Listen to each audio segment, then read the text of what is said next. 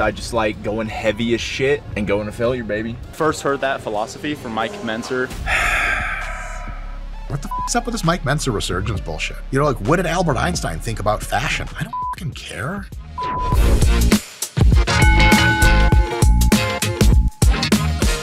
There is a YouTuber by the name of Max Taylor Lifts, and it's a name but also a claim. He claims to lift, but does he? Maybe an expert super brainiac sport and exercise scientist such as myself. Well, I may pat myself on the back for that, or I can only reach my shoulder. And what the hell is up with all this disgusting body hair? Dr. Mike, apparently you have butlers and Lamborghinis. Go get you something done with that hair. I know, noted. I'll take care of it at some point. But in the meantime, we are going to assess and analyze and pick apart and maybe even put back together Mr. Max Taylor's lifting.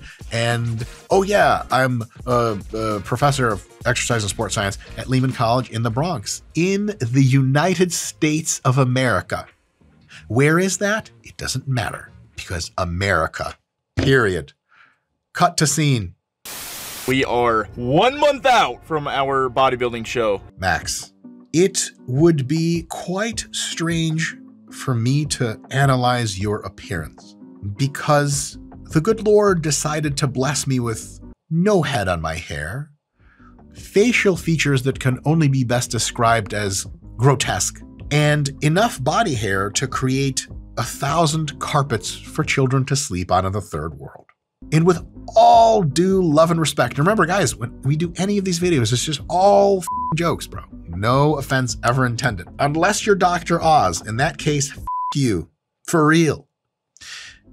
Max, what's up with that mustache, man? You look like, yes, low-level Orlando, Florida ecstasy dealer in 1992. The headband, the cutoff, and the mustache completes the look. So if I'm trying to get wacky on some maybe pills that maybe will make me wacky, and I happen to be stuck in Orlando, Florida in 1992, I'm gonna see you, man. I've seen you before. What's up, homie? You got that shit? You got that work? In any case, apparently this is what TikTokers look like nowadays. But quite a handsome man. Shave the mustache, my friend. Take it from me, a person who knows nothing about physical appearance, because run and hide, the females do, and the males. And children, and most animals. I just like going heavy as shit and going to failure, baby. Every single damn set. It's the pump sauce, baby. Oh my, pump sauce. So it looks like Max is not first rodeo with cunnilingus. This is 10 grams, and then I crank some Himalayan salt in there. Sodium, water, fast digesting carbs equals good pump. Okay, but there's no water in there. So what is that even? I'm inclined to believe it has the exact same look and consistency and color as, what was that thing? Semen. I like to get warmed up on the bike for legs, just to get the blood moving. We're not doing cardio. We're doing 12K steps for cardio. Brilliant, beautiful, agreed on all counts. I love it. When you're cutting, you want to just progressive overload, pretty much work output, increasing steps / cardio. I hate cardio. I'm never stepping on an elliptical or any of those stair stepper bullshits again. Yeah, the tides are changing in bodybuilding. It turns out that if you just increase your number of daily steps with a step tracker, mine has a Halloween themed spooky band on it, then what that ends up doing is it burns slightly more daily energy for you. Your diet and your training continues to keep your muscle on your body, maybe grow a little bit of it when you're doing a fat loss phase. Your diet makes sure to supply you with enough energy to continue to at least maintain, possibly gain a little bit of muscle, but you're taking a calorie deficit out. So most of the fat loss comes from diet. Increase your activity via step tracker from something like Max said, 10 to 12,000 steps a day. You just coast on that, and that just provides kind of like a humming burn, which last time I saw my gynecologist was how he described what I was feeling downstairs. And that sort of background calorie burn doesn't fatigue the shit out of you. Like many other cardio modalities that are more intense, it doesn't cost you leg strength and leg size, which is terrible. You don't want to lose. You worked really hard for your legs. You don't want to lose them during contest prep. Having a higher step count than usual and just coasting on that, maybe increasing it sometimes when you need to burn a little bit more fat. The stimulus to fatigue ratio of doing steps, tracking cardio is amazing. Another really big benefit is everything you kind of do during your day counts. So if you tell yourself like, oh, like it's fat loss phase, but I got to go to the store and I got to like get groceries for the next week. Well, that's like 3,000 or 4,000 steps, which adds to your total. And it allows you to take a real holistic view and say, okay, I know exactly how much physical activity I'm doing because it's just tracked right on my wrist. And thus, because I know exactly how many calories I'm taking in, I can match those two together, generate exactly the deficit I want, and the amount of fatigue I generate is minimal. And it also includes the rest of my life so that when I do chores, it counts for me rather than against me. Because if you're just doing traditional cardio, you're like, man, going to the store sucks. I have to do 45 minutes of incline walking on the treadmill later or an elliptical or some shit. I wish I didn't have to go to the store. But now doing all your chores is extra awesome because not only do you get them done, but you end up burning a crap load of fat too. Win, win, win on all counts. Same principle, like I've said before, 3-second eccentric. You want to make sure you pause at the bottom. This guy's the f***ing man. This is like the Dr. Mike playbook here. Is he reading my mind? Where have I put these ideas out? Not on the internet. There's no way he's getting them there. Or he beat me to the punch and he actually knew the shit before I did. That's probably true. Get that full stretch, full muscle activation, full muscle breakdown equals more gains, baby. Preach that f***ing good word, my man. You know what? 1992 was a great year. I take it all back. And Orlando was a great place. And ecstasy is, you know, I'm not going to endorse drugs on this channel. We do that enough with the other kind of drugs, if you know what I'm saying. I'm trying to see how far you go. That chicken strictly pimping off the blue. The music choices are always fascinating to me. I can't ever tell, especially in people's reels and shit on the gram and on TikTok and shit, I can't ever tell if it's like people actually like the music that they have playing or if it's like ironic. Like, cause sometimes I'm like, what the f***? And they're like, isn't that funny? And I'm like, oh, we're being funny. Oh, yes, that music is terrible. It's hilarious. Yo, he's got big legs. I know his calf training, but goddamn, what the f***'s up with them quads and hams, bro? Somebody drug test that man now. After you're done pressing, make sure you're slowing and controlling that negative because you still got more, baby. Accurate, my man. Make sure you're getting a full stretch right here. None of this like half rep shit. I see people stop like right here and kind of do whatever the f this is. I like to go all the way to the top, give a good pause, make sure I'm feeling the contraction. Same shit, 3-second eccentric on the way down, and then full stretch. This is f***ing great. Also, I love the old school coloration of that leg extension machine. I'm only gonna do like 1 set per exercise warm up from here on out because my legs are pretty toasty. I love it. So what he just said was he warm up extensively for his first exercise, but once his legs get nice and warm, he only does 1 warm up set before the working sets for all the other exercises after. That's a really, really good idea. And a really common question we get at RP is like, how should I do more warm ups? We have a video on that. Scott's a video guy. I think we can link it. Don't f***ing sigh on me. Did you just sigh? Oh, I have to do work at my job. But in any case, when you're just warming up for the first exercise in muscle group, you probably do like 3 sets of warm up. Set of 12, set of 8, set of 4, and then you do your work set. When it's the second, third, fourth exercise for that muscle group in that day, you might only have to do 1 warm-up set because you just do like kind of a set of 5 with what you think is a little bit lighter than your working weight. And then you're feeling good. The muscles are warm. The joints are warm. Your movement patterning is good. You just need to familiarize yourself. Jay Cutler, former Mr. Olympia, a super pro bodybuilder, calls these feel sets just to get the feel. And I think that's great. And I think that's what Max is doing here. So 3 cheers on all that. What do you get when PhD sports scientists collaborate with pro bodybuilders? The most effective muscle growth training app ever made. Get yours now.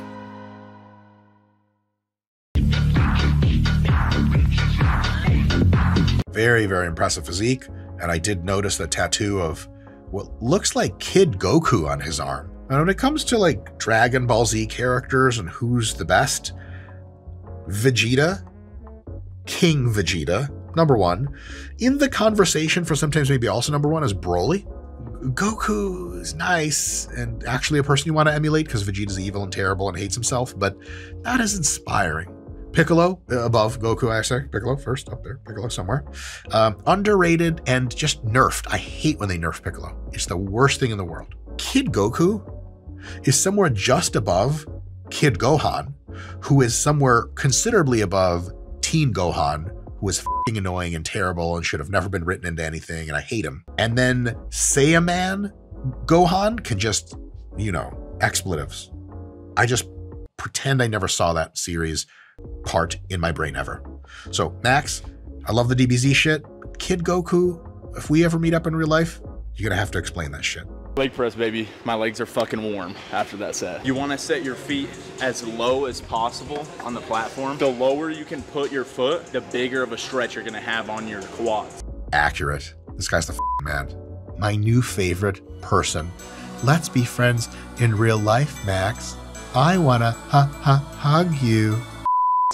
All the way down here with my heels still on the platform. To go as low as you can without your butt moving out of position and your heels coming from the platform. I would reiterate what he's saying, but he said it so well, I'll just shut the up and do more Reacts content. So his leg press depth is absolutely lacking, but I'll tell you why. It's just because the machine he's using blows. And I can tell he's doing his goddamn best in that dog shit machine. The problem with leg press machines and many other machines is the people who have seemed to engineer them 9 times out of 10 have no fucking clue what they're doing. We can't all work for Atlantis. And then so there's just a lot left to be desired. But for the machine that he's using, he's doing a real good job. God damn it. You just need to angle that foot plate fucking this way more, and then angle the fucking back pad back this way more, and take the fucking safeties completely out of the fucking design. Damn, he must be pretty close to his contest, because he's in fucking shape. You can see like when you fucking into leg press, and you can see how little veins riddling your shoulders, like, yeah, you're lean. And also, just from this perspective alone, hopefully Max, our Max Strasny, child editor, no, that sounds exploitative, child prodigy editor, the Doogie Howser of editing, he hopefully get the same clip I'm looking at, but Max's tricep here looks like straight up like a sign that says drug test me. God damn, that is an impressive fucking tricep. Holy shit. Yo, Max, you got any tips on fucking tricep training, bro? I'm about to watch that shit. I like to add this band resistance profile. So you'll find at the bottom half, it's heavier when you put this. Instead of being harder on the lower half and easier on the upper half, it's kind of even throughout. Ah, yes. So, polite disagreement. If Jared Feather were here saying this, it would be an Anakin Skywalker red lightsaber sound, not polite disagreement. The band absolutely does everything that Max said it does in the hack squat, but that's everything we don't want to do. There is quite a bit of literature now, a crap ton on animals, more and more on humans, that the stretch, especially that bottom stretch, especially under heavy loads, especially when that's the hardest part of the movement, grows disproportionately more muscle than a more even force curve, and definitely more muscle than a force curve that biases to being harder on the lockout. So the hack squat is actually fucking ideally designed without the band to give you exactly the force curve that you want, or damn close, to give you the best gains in your quads. It's supposed to be harder at the bottom than it is at the top. If you make it a little bit harder at the top, and thus, exactly like Max said, even out the force curve, you're actually, yes, evening it out, but making it a less effective movement for hypertrophy. The Icarian hack squat. Almost everything Icarian makes is amazing. That's why they're out of business. The fitness industry blows dicks. This hack squat particularly I know very well. Unfortunately, it doesn't let you go as low as I would like. And if this was my personal home gym, then I would put like 5 pads on it to make sure that I can get up higher. Now, one hack you can use if you have this machine at your gym is you can get those yoga pad situations and put them between you and the actual shoulder pads, and then it pushes you down instead of putting the platform up, and then you can get a deeper stretch. So I would highly advise that.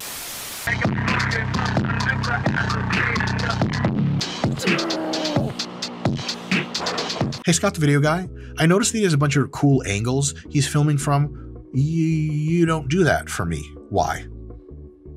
I don't film cool angles. Are you f***ing serious, Mike? Maybe it's I okay. quit. Good. I'm gonna hire someone that films cool angles, you son of a bitch. Hey, if you guys like this video so far, you might like our extended cut, but you have to have a membership pass, and you can get one by clicking on YouTube things. Members also get a ton of other bonus features, a ton more intellectual videos, and the raw, real, most uncut version of this video that we could still post to a public medium. Click, buy things. I know you guys see me pushing to failure every set, and I talk about one set's all you need, and just pushing to failure is all it takes. First heard that philosophy from Mike Menser I have a question for you folks that maybe you can help me answer. What the is up with this Mike Mensa resurgence bullshit? It's like this goddamn Roman Empire shit. What was the one question they asked? Like, it turns out most men think of the Roman Empire several times a month or something like that. I'm like, what the I don't remember last time I thought of the Roman Empire. I mean, the gladiators were super cute, but other than that, like all of them standing around me and me on my knees, that's what I would think about, but nothing to do with that. I don't get it. I don't get the Mike Mensa fascination. Please let me know what it is.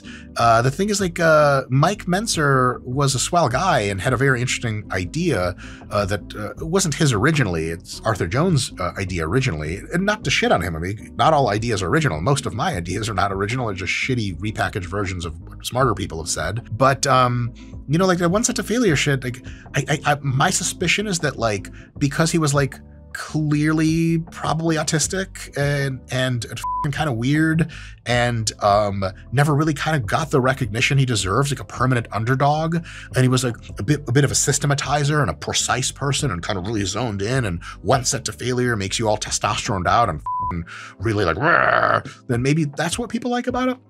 There's been this whole hit in Mike Mensa resurgence. We do have a video, Scott the Guy, link the video, amazing, about HIIT training, and you could watch that. And so I give a pretty balanced perspective, but I just don't get it. Like, I saw a video pop up on my recommendations on YouTube of like, it was something about like nutrition and like what Mike Mensa thinks. Like, do you know how much more we know about nutrition since Mike Mensa just wasn't around anymore? Like almost everything. Like, you know, like what did Albert Einstein think about fashion? I don't care, bro. I mean, that's a bit exaggeration, but you know, I just don't understand. Tell me why Mike Mensa is great, people. Tell me. Pushing to complete failure, or to where your muscle cannot complete another rep safely, at least, is working the muscle to its full extent and is the prime driver in muscle growth. It's not the prime driver of muscle growth. Getting close to failure over many sets has the exact same effect as getting all the way to failure with slightly fewer sets over the long term in hypertrophy. Not only this, but Mike Mensa lost bodybuilding competitions to guys that did not go to failure. And most of the generations that came after him did not go to failure nearly as often, and they got bigger than him. So just if you're really on the Mike Mensa train, even that's not convincing. Going to failure is dope, and every now and again, it's a really good idea to make sure you're really pushing it, because being close to failure is where it's at. It's one thing to say, look, training to failure versus not training to failure. It's just kind of two different ways to skin a cat. As I always say, the cat hates both.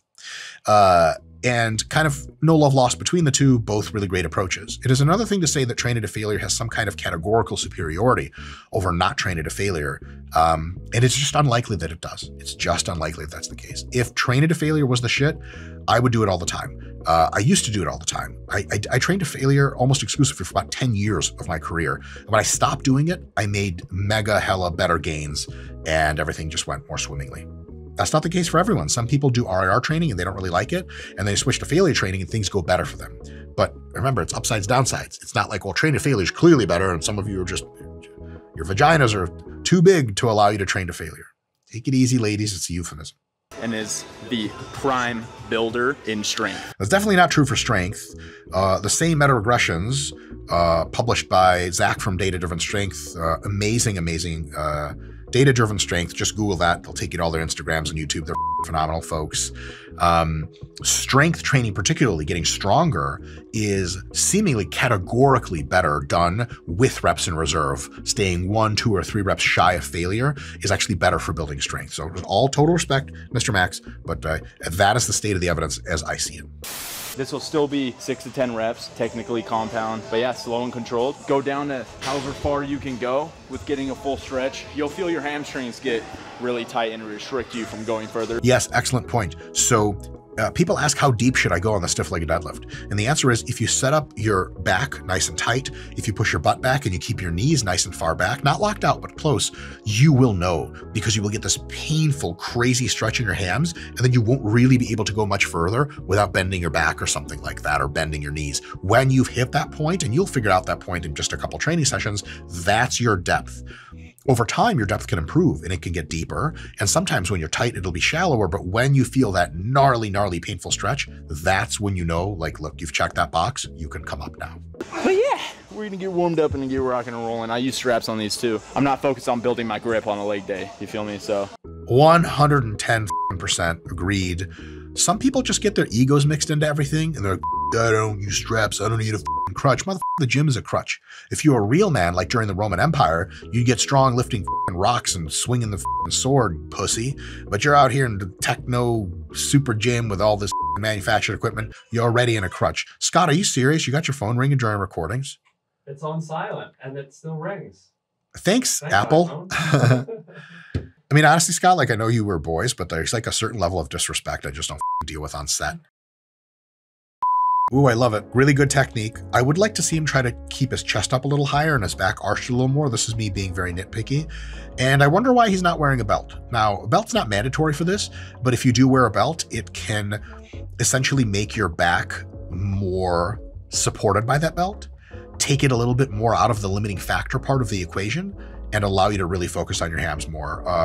Just an open comment. I'm not saying it's a bad thing he's doing, but he sure shit will get a strong back doing what he's doing. I love it. Slow, super control, knees back. Glorious. And his hamstrings are hanging off the fucking bone. Amazing. Somebody drug test that man. Max Taylor lifts. And dare I say, as a professor of sport and exercise science, he lifts very well. And I'm super impressed and super jealous of his haircut and his mustache and his bandana. And I hope that the early 90s are a good time for him. And I'm not allowed to hang out in person with people as young as him. Crazy misunderstanding through the legal system. Baseless allegations, I tell you. My lawyer says don't say anything more about that or you'll really get canned. But on my way to getting canned, if you don't already follow Mr. Max, I would say he seems like a great person to follow on the YouTubes, and I'm sure he has a TikTok because he's, well, young, and everyone young is a registered member of the TikTok community. 38.5 out of 41.693. Pretty goddamn good. See you guys next time. Hey, if you like this video, then this video right here is apparently a video the algorithm thinks you also might like, so give it a thought to click on and you might have a good time.